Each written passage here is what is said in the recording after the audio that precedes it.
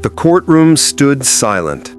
Sunlight streamed through the tall glass windows and spilled across the marble floor, painting the hall in shades of gold.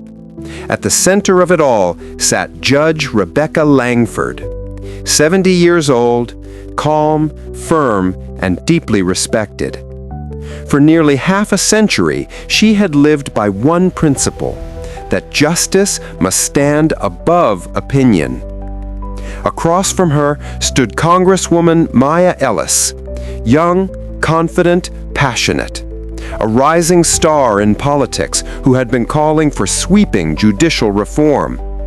Her speeches had gone viral, her words had divided the nation, and now here they were, the guardian of tradition and the voice of change, face to face in the same courtroom. The air felt heavy, as if history itself was holding its breath. Judge Langford began the conversation. She asked softly why Maya believed the courts needed to change. Maya replied that laws written generations ago no longer served the people of today. She said justice must evolve, just like the nation evolves. The judge listened. Then she said something that drew every ear in the room. Justice is not a mirror of emotion, she said. It is a compass, and a compass must point north, even when the wind changes direction. Maya paused. She looked around at the audience, journalists, students, lawmakers. Then she said, "If that compass was built in a time when not all voices were heard, can it still lead us to true justice?"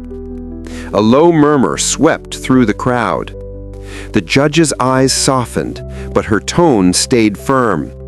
She said she had seen laws bend and stretch, but never break. If we rewrite principles with every decade, justice becomes nothing more than public opinion.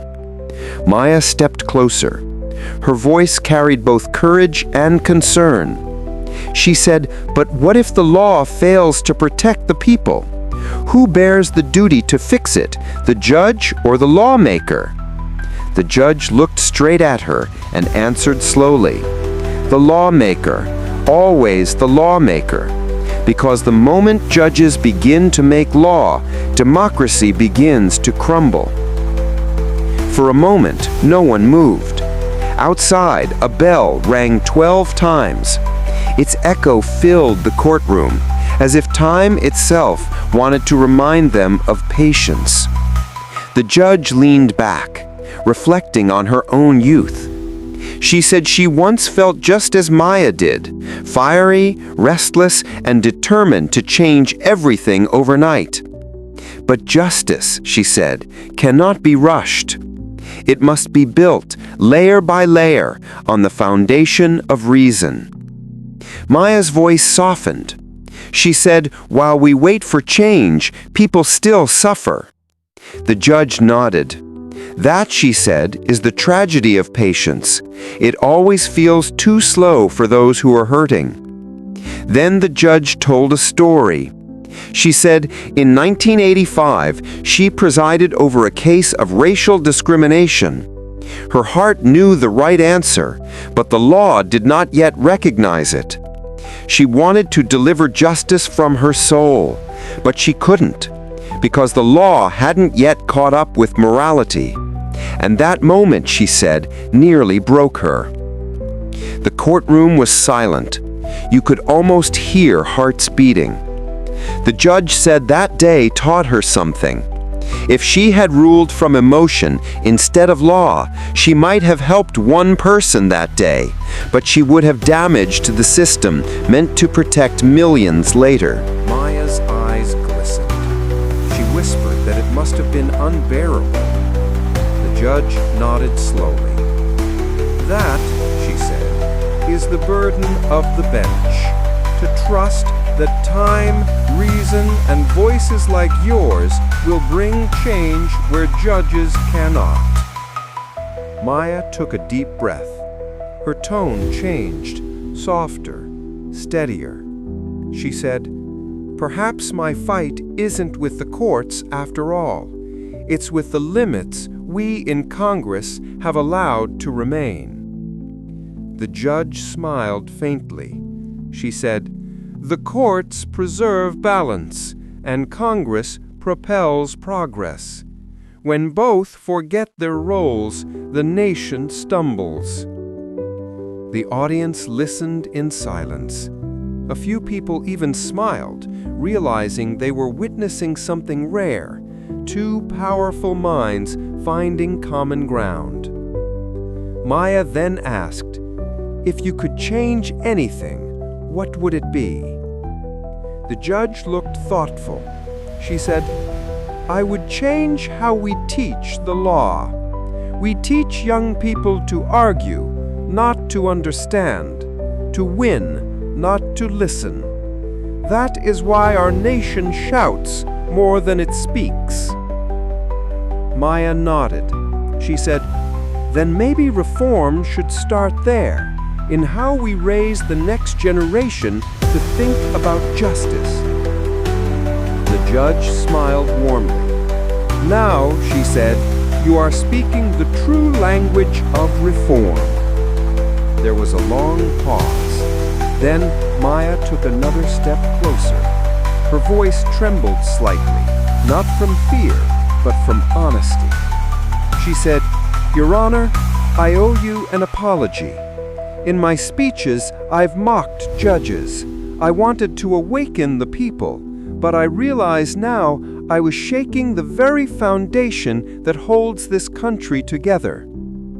The judge's voice was kind. She said, "Apology accepted. And remember this, humility is not weakness. It is the strength to rebuild stronger." The room filled with quiet respect.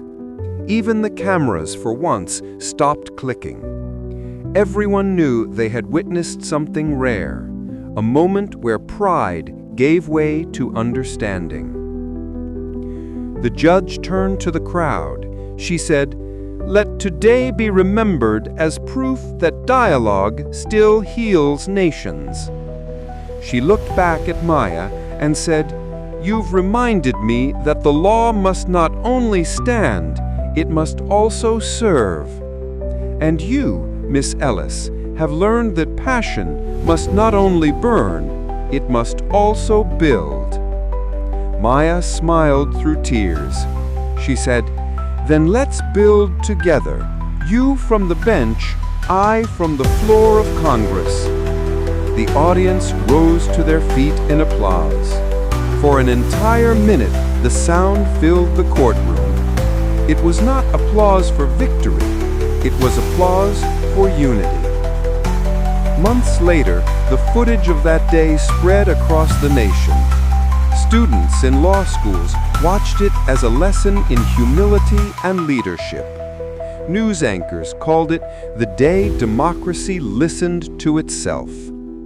Congresswoman Maya Ellis later introduced a new initiative, the Justice Education Act, aimed at teaching civic understanding and respect for law from an early age.